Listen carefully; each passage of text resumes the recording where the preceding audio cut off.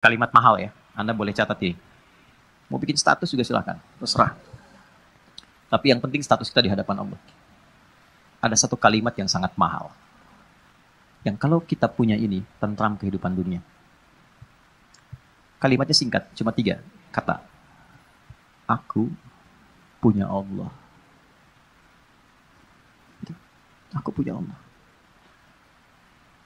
Ini kalimat yang mahal, yang jarang dimiliki sampai hari ini. Kenapa engkau begitu tegar, padahal masalah rumah tangga kamu itu begitu pelik? Aku punya Allah. Aku yakin Allah pasti akan berikan solusi. Kamu kok kelihatannya biasa-biasa saja sih? Padahal kan kemarin pekerjaan kamu gagal. Aku punya Allah. Allah sudah ngatur rizki.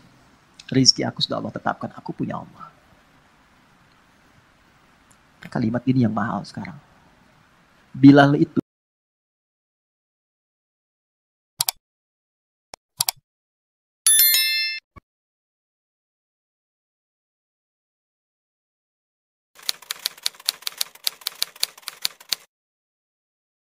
yang tersambung, kuat, ini erat, dan sulit dilepaskan, itu disebut silah namanya.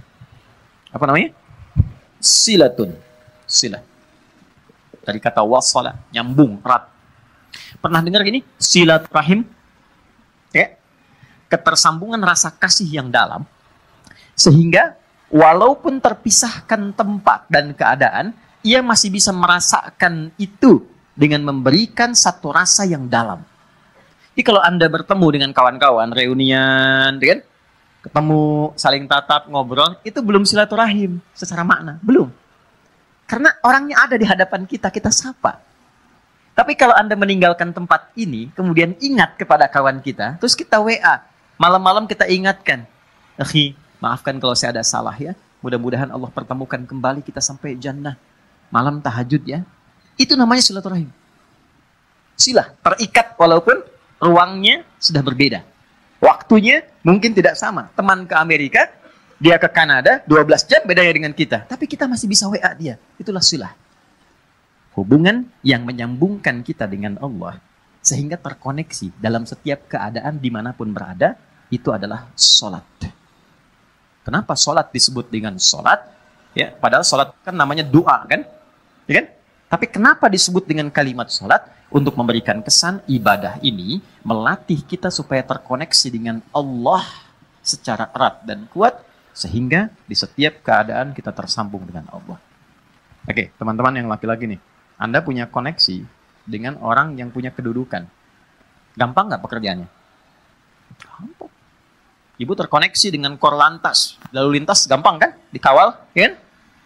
Anda punya koneksi dengan Allah, apa yang sulit bagi Allah? Nih, kalimat mahal ya. Anda boleh catat ini. Mau bikin status juga silahkan. Terserah. Tapi yang penting status kita di hadapan Allah. Ada satu kalimat yang sangat mahal. Yang kalau kita punya ini, tentram kehidupan dunia. Kalimatnya singkat, cuma 3 kata. Aku punya Allah. Aku punya Allah. Ini kalimat yang mahal, yang jarang dimiliki sampai hari ini. Kenapa engkau begitu tegar, padahal masalah rumah tangga kamu itu begitu pelik? Aku punya Allah. Aku yakin Allah pasti akan berikan solusi. Kamu kok kelihatannya biasa-biasa saja sih? Padahal kan kemarin pekerjaan kamu gagal. Aku punya Allah. Allah sudah ngatur rizki. Rizki aku sudah Allah tetapkan. Aku punya Allah. Kalimat ini yang mahal sekarang.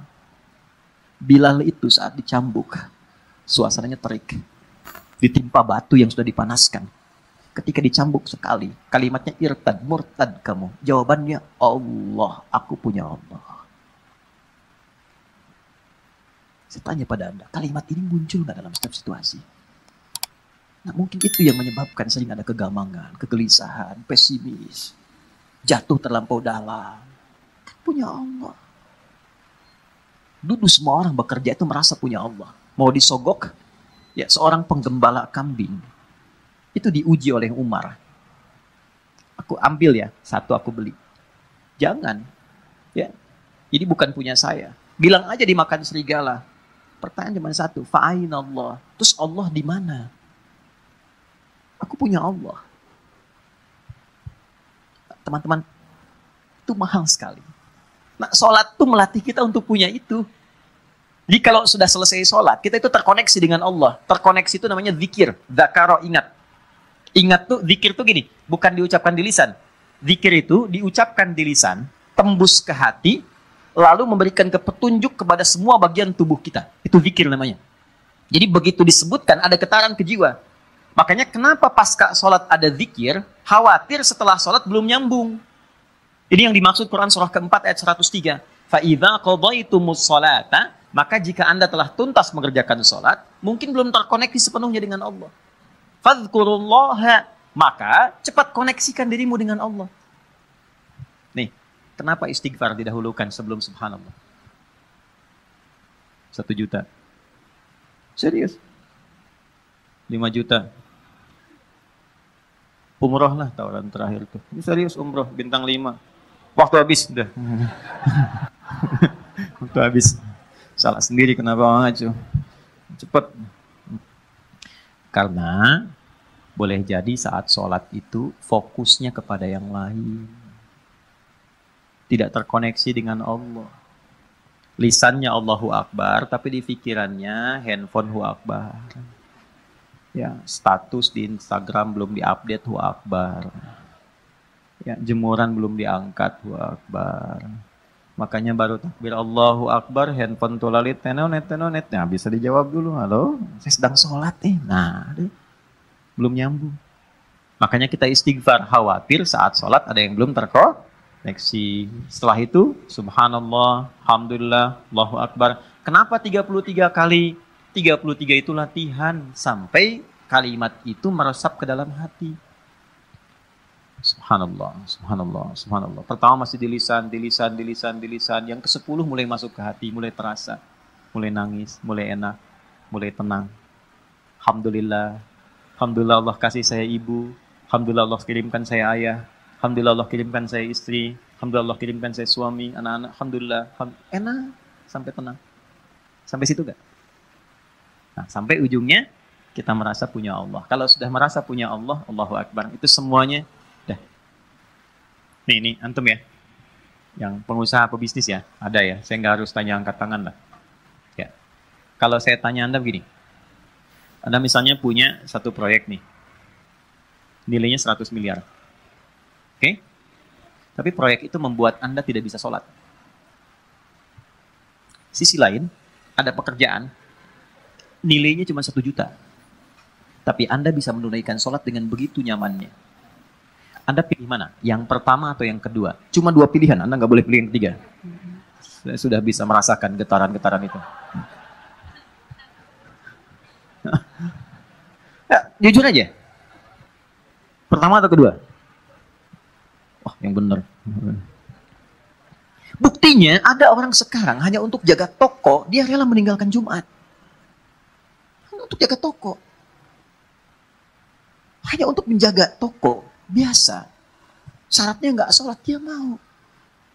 Padahal kalau ditanya siapa yang ngasih rezeki, dia jawab Allah. Itu kan ada yang salah gitu. Ada yang salah. Lihat, Abdurrahman bin Auf itu ditawari begini. Abdurrahman bin Auf itu kan orang kaya luar biasa sebelum masuk Islam. Tapi levelnya masih 1. Setelah masuk Islam di nomor 3. Yang tertinggi. Kan cuman begini tawarannya. Kamu kalau mau ikut Muhammad SAW, semua aset kamu kami sita. Oke? Silahkan ikut. Dan gak boleh bawa apapun. Cuma baju yang melekat di badan. Gambaran orang-orang pada saat itu akan menempuh perjalanan kurang lebih 400 km. Lewat naik turun bukit, badai mungkin datang, gak akan selamat sampai ke Madinah. Di Yathrib saat itu. Berangkat. Anda kalau di posisi Abdurrahman bin Auf, ditawarkan demikian. Tawaran keduanya, tinggalkan ajaran Muhammad, tinggal di Mekah, kami angkat Anda menjadi hartawan terhormat dengan proyek nomor 1 di wilayah ini. Kalau Anda di posisi Abdurrahman bin Auf, silahkan ikut Nabi, tapi tinggalkan semua aset Anda 1 triliun. Bawa pakaian saja. Anda sudah bekerja 20 tahun, 30 tahun, dapat 1 T, tinggalkan itu ikut Nabi Muhammad.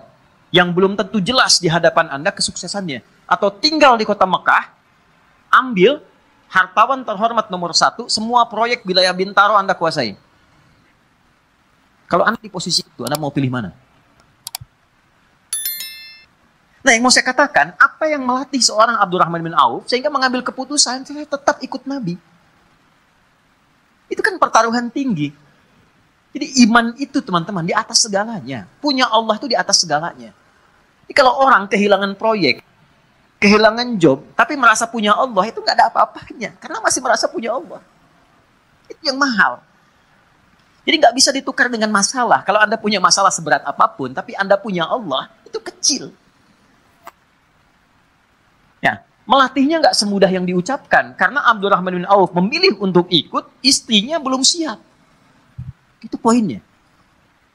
Begitu diberikan pilihannya kepada istrinya memilih tinggal di Mekah. Tawarannya sederhana, Anda ikut seperti suami, berangkat dengan pakaian melekat, tinggal harta suami kami serahkan kepada Anda, dan silahkan pilih pria paling tampan di wilayah Mekah ini, kami fasilitasi pernikahannya. Ibu kalau di posisi itu, jangan lihat suami lah, sini aja. Kalau di posisi itu, ikut suami atau tinggal di Mekah? Kan pelan jawab suami. Kan? Kamu Anda aja nggak dilirik suami. Oke. Ternyata tinggal di Mekah. Ya, tapi karena keyakinan kuat dan merasa punya Allah, perhatikan, orang yang sudah mengkoneksikan dirinya dengan Allah dan punya Allah, maka Allah jawab. Ini yang dimaksud rumus Quran surah kedua di ayat 152. Fadhkuruni adzkurkum. Engkau terkoneksi denganku, menyebut namaku, selalu diartikan menyebut, padahal zikir. Engkau terkoneksi denganku, aku memperhatikan engkau. Jadi sebelum beliau berangkat, Allah sudah siapkan perangkat. Sebelum Abdurrahman bin Auf berangkat, Allah sudah siapkan perangkat di sekitar Madinah. Yang menyambutnya itu harus orang paling kaya di Madinah. Itulah hebatnya orang Madinah. Yang haus disambut oleh orang bawa minuman. Yang lapar disambut oleh orang bawa makanan. Orang yang menolong seseorang sesuai sifatnya disebut dengan ansor namanya. Oke? Jadi ada orang datang ke rumah ke RKM, Mas Dimas lapar nih, disambutnya oleh santi yang bawa makanan. Ya. Ada orang yang wajahnya kelihatan tuh murung, punya utang. Dan disambutnya oleh orang yang dari Lazis, gitu kan? Nah, itu ansor namanya. Maka disambutnya oleh orang yang paling kaya dan digerakkan hati untuk mengatakan kalimat ini. Akhil karim, sami'tu annaka kunta ghaniya atau kama qala. Saudaraku yang mulia, aku dengar engkau pernah kaya. Lihat secara psikologi ya. Lalu jatuh fakir. Dia menyimpulkan begini, kalau pernah kaya dan kemudian turun statusnya, berarti kan ada pengaruh gaya dalam hidupnya. Berubah. Saya sering kutip rumus gaya itu F1 sama dengan F2. Ya, gaya gerak sama dengan gaya dorong, kan? Pelan jadi pelan, kencang jadi kencang. Kalau naik mobilnya angkot, kan turunnya juga menunduk, terus sedekah kan? Kalau mobilnya lebih bagus kan langsung begini, kadang-kadang nggak bisa buka pintu ya. Ya kan? F1 sama dengan F2. Tapi kan ada hukum Pascal di dalamnya. F berbanding lurus dengan P. Gaya berbanding lurus dengan tekanan. Semakin banyak gaya, semakin tertekan hidupnya. Oke? Saat punya sesuatu, gayanya kebanyakan. Gayanya banyak. Begitu sesuatu itu hilang, gaya nggak tertahankan. Akhirnya flexing demi gaya. Maaf, ada inflasi gaya gitu. Ya. Berlebihan. Nah ini kan jadi tekanan. Nah dia menilai begitu. Dia nggak tahu kalau Abdurrahman bin Auf ini sudah dididik ya oleh Nabi, punya Allah. Ditawarkannya begini, saya dengar Anda pernah kaya. Kalau ingin kaya lagi, ambil setengah harta saya. Coba. Kalau Anda ingin, saya dengar Anda ditinggalkan keluarga dan istri. Kalau ingin menikah lagi, pilih perempuan paling cantik di Yathrib ini. Sekalipun bagian dari keluargaku, aku fasilitas pernikahannya. Gantian ya Bu. Kalau Anda di posisi itu, dan tidak harus lihat ke sana. Apa yang Anda pilih? Diterima atau tidak ditolak sama sekali? Saya sudah tahu wajahnya, ini percuma saya tawari. Berat ya? Ya kan?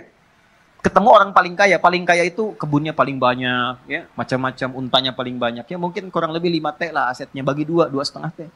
Tawaran pertama, di kesempatan pertama, ditawarkan 2, dijawab 2. Au kama qala jazakallahu khaira, arini ainal aswaq. Terima kasih, semoga Allah berikan pahala atas tawaran kebaikan Anda. Cukup tunjukkan padaku di mana pusat bisnisnya. Tuh. Beliau bukan anti untuk dapat materi atau menolak kebaikan, bukan. Ingin menunjukkan saya punya Allah dan saya akan buktikan rasa memiliki saya dan rasa punya Allah itu melebihi atas apa yang Anda tawarkan. Cuma butuh waktu 1 tahun sampai 2 tahun jadi orang paling kaya di kota Madinah itu.